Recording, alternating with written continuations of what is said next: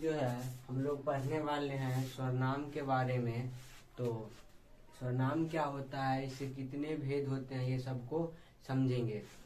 सबसे पहले हम समझते हैं इसमें स्वरनाम क्या होता है। लिखा है स्वरनाम संज्ञा के स्थान पर जिस शब्दों का प्रयोग किया जाता है उन्हें स्वरनाम कहते हैं। मतलब कि संज्ञा के स्थान पे, जैसे कि हम बोलते हैं ना कि राम जाता है, उसकी जगह पे, राम की जगह पे वह का प्रयोग कर देंगे तो क्या हो गया, वो स्वरनाम हो गया। तो ये लिखा है क्या कि संज्ञा के स्थान पे जिस शब्द का प्रयोग होता है उसे क्या कहते हैं, उसे स्वरनाम कहते हैं। जैसे कि ले लेते हम, तुम, मैं, वह, हुए, ये सब क्या है, ये सब स्वरनाम है। क्या है, ये सब स्वरनाम है। अब ये एक इम्पोर्टेंट पॉइंट है जिससे हो सकता है बोर्ड में क्वेश्चन आया भी है और आ भी सकता है। फिर से लिखा है हिंदी में, क्या लिखा है, हिंदी में स्वरनामों की संख्या 11 है। कितनी संख्या होती है, 11 संख्या होती है। जो निम्न है कौन कौन सा है, मैं हो गया, तू हो गया, आप हो गया, यह, वह, जो, सो, कोई, कुछ, कौन, क्या, यही सब जो है क्या है, 11 है। हिंदी में जो 11 स्वरनामी की संख्या जो होती है वो यही सब है। लिखा है क्या, स्वरनाम के कितने भेद होते हैं, स्वरनाम के 6 भेद होते हैं। सबसे पहला होता है पुरुषवाचक स्वरनाम। सबसे पहला कौन सा होता है, पुरुषवाचक स्वरनाम। पुरुषवाचक स्वरनाम किसको कहते हैं उसको समझते हैं। लिखा है जिन स्वरनाम शब्दों का प्रयोग वक्ता द्वारा खुद के लिए या दूसरों के लिए किया जाता है, मतलब जिन स्वरनामों का शब्द जो है वक्ता, जो बोलने वाला जो होता है, वो खुद के लिए करता है या नहीं तो दूसरे के लिए करता है, वैसा शब्द को हम लोग क्या बोलेंगे, वैसा शब्द को हम लोग बोलते हैं पुरुषवाचक स्वरनाम कहते हैं। जैसे में ले लेते हैं मैं, हम, वक्ता जो है वक्ता द्वारा खुद के लिए, मैं और हम, मैं मतलब मैं और हम मतलब हम, मतलब खुद के लिए हम कर रहे हैं। उसके बाद लिखा है तुम या आप, जो सुनने वाला होता है, सुनने वाले के लिए करते हैं। और यहाँ पे दिया है यह, वह, ये, वो किसी और के बारे में बात करने के लिए, मतलब कोई और यहाँ पे नहीं है उसके बारे में हम बात कर रहे हैं, उसका प्रयोग होता है। उसका प्रयोग कहाँ करते हैं, यह, वह, ये, वे, वहां पे इसका प्रयोग करते हैं। उसका लिखा है क्या, पुरुषवाचक स्वरनाम के 3 भेद होते हैं। कितने होते हैं, पुरुषवाचक स्वरनाम के 3 भेद होते हैं। सबसे पहला कौन सा है, सबसे पहला है उत्तम पुरुष। सबसे पहला कौन सा होता है, उत्तम पुरुष। तो उत्तम पुरुष क्या होता है उसको समझते हैं। तो लिखा है क्या, जिस स्वरनाम के वक्ता अर्थात बोलने वाला का बोध हो, मतलब जिस स्वरनाम से जो है, जिस स्वरनाम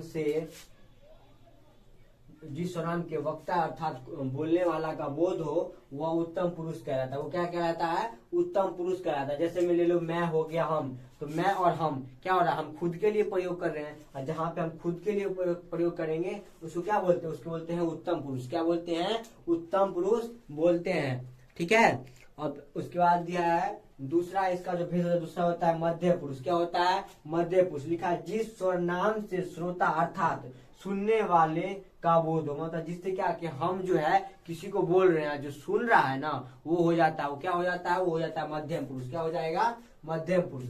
जैसे हो जाता है तू, तुम, तुम्हारा, तुमको, तुमने आदि, ऐसा कुछ जो जहाँ पे शब्द आएगा ना तो समझ जाइए कि वो जो शब्द है वो मध्यम पुरुष है। क्या है, वो मध्यम पुरुष है। उसका तीसरा जो इसका भेद होता है, वो तीसरा भेद क्या होता है, तीसरा भेद दिया है अन्य पुरुष। क्या दिया है, अन्य पुरुष, मतलब किसी और के बारे में बोल रहा है। जिस स्वरनाम शब्द से किसी वक्ता या श्रोता का बोध न होकर किसी अन्य का बोध होता है, मतलब जिस स्वरनाम शब्द से या तो वक्ता मतलब बोलने वाला या श्रोता मतलब सुनने वाला, ये दोनों का बोध नहीं होकर के किसी और का जहाँ पे बोध होगा ना वो किस में चला जाता है, वो आपको चला जाएगा अन्य पुरुष में चला जाएगा। किस में चला जाता है, अन्य पुरुष में। जैसे में यहाँ पे दिया वह, यह, कौन, क्या आदि, ये सबसे हमको नहीं पता चल रहा है कि हम किसके बारे में बात कर रहे हैं, कोई अन्य पुरुष है जिसके बारे में हम बोल रहे हैं। ठीक है ना, तो आप लोग यहाँ तक नोट करेंगे।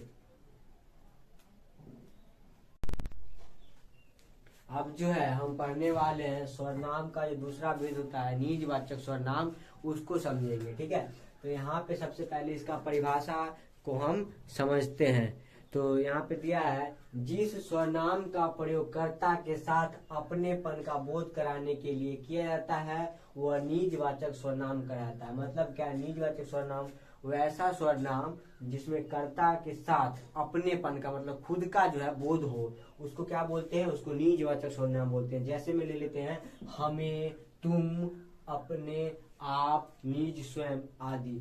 ऐसा सब आपको वाक्य में कहीं पे देखने को मिलेगा ना, तो वो किस में चला जाता है? वो निजवाचक सर्वनाम में चला जाएगा। जैसे उदाहरण में दिया है मैं, आप वहीं से आ रहे हैं। हम और आप मतलब मैं और आप जो है वहीं से मतलब एक ही जगह से क्या हो रहा है? आ रहे। तो अपने आप का तो बोध हो रहा है ना, तो ऐसा सर्वनाम को क्या बोलते हैं? निजवाचक सर्वनाम बोलते हैं। लिखा है निश्चयवाचक सर्वनाम जिस सर्वनाम से किसी व्यक्ति, वस्तु या स्थान आदि के निश्चितता का बोध हो वह निश्चयवाचक सर्वनाम।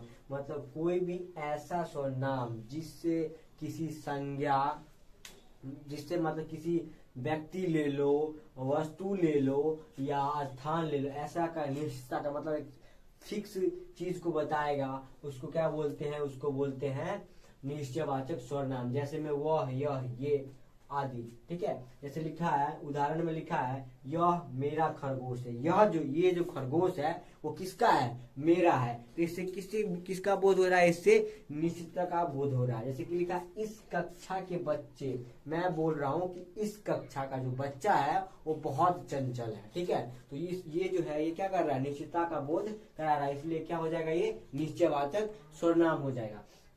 उसके बाद इसका चौथा जो भेद है वो दिया है अनिश्चयवाचक सर्वनाम दिया है। ये क्या होता है इसको समझते हैं। लिखा है जिस सर्वनाम से किसी व्यक्ति, वस्तु, स्थान आदि का निश्चितता का बोध न हो करके अनिश्चितता का बोध हो। मतलब क्या?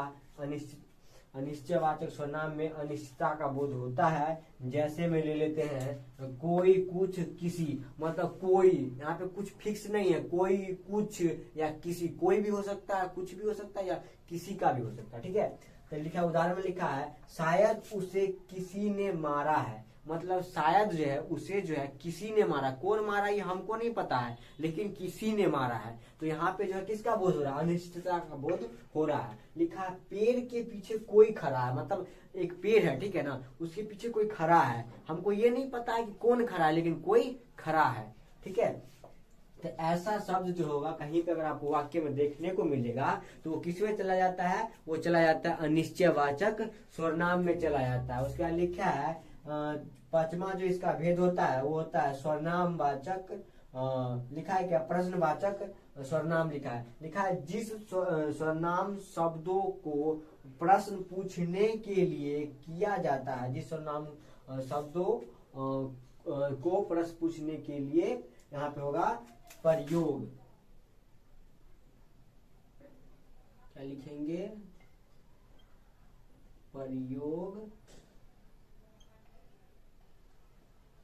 प्रयोग किया जाता है उन्हें प्रश्नवाचक सर्वनाम कहते हैं। जैसे में लेते हैं क्या, कौन, किसने आदि। मतलब ऐसा शब्द जिससे पता चलेगा कि हाँ क्या हो रहा है, उसमें जो है क्वेश्चन पूछने का भाव उत्पन्न। जैसे लिखा है उदाहरण में बाहर कौन खड़ा है। बाहर जो है वो कौन खड़ा है, तो हम किसी से क्वेश्चन तो कर रहे हैं ना कि बाहर जो है कौन खड़ा है। फिर किसी से पूछते तुम्हारा नाम क्या है, तुम्हारा घर कहाँ है। इस सब से क्या हो रहा है?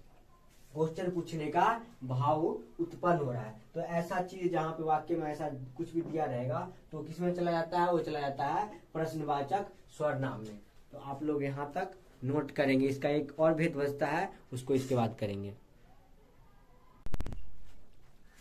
अब जो है हम पढ़ेंगे सर्वनाम का जो छठा और आखिरी भेद है उसको समझते हैं कि क्या होता है। लिखा है संबंधवाचक सर्वनाम जिस सर्वनाम शब्दों का प्रयोग किसी वस्तु या मान लो किसी व्यक्ति या वस्तु का संबंध बताने के लिए कहता है। मतलब कोई भी सर्वनाम शब्द होगा जिसका प्रयोग हम किसी व्यक्ति या वस्तु के संबंध को बताने के लिए प्रयोग करते हैं, तो ऐसे सर्वनाम शब्द को हम लोग क्या बोलते हैं?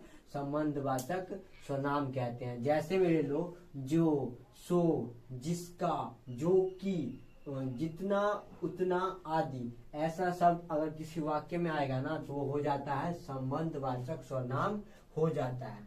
उदाहरण में दिया है जो आया है सो जाएगा, यह ध्रुव सत्य है। क्या है? यह ध्रुव सत्य है, मतलब कि जो इस दुनिया में आया है ना वो एक दिन जाएगा। ये जो ध्रुव है, ये जो कथन है, ये क्या है? सत्य है। लिखा है जिसकी लाठी उसकी भैंस। क्या लिखा है? जिसकी लाठी उसकी भैंस।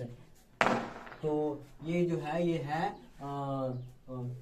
संबंधवाचक सर्वनाम का उदाहरण है। इसी के साथ जो है हमारा ये सर्वनाम वाला जो चैप्टर था हिंदी ग्रामर का वो यहीं पे खत्म हो जाता है। अगर आपको ये चैप्टर समझ में आया है, सर्वनाम समझ में आया है तो कमेंट में बताएं। अगर आपको वीडियो अच्छा लगा है तो लाइक करें, हमारे चैनल को सब्सक्राइब करें और अपने फ्रेंड को शेयर करें ताकि वो भी यहाँ से अच्छे से पढ़ सकते हैं।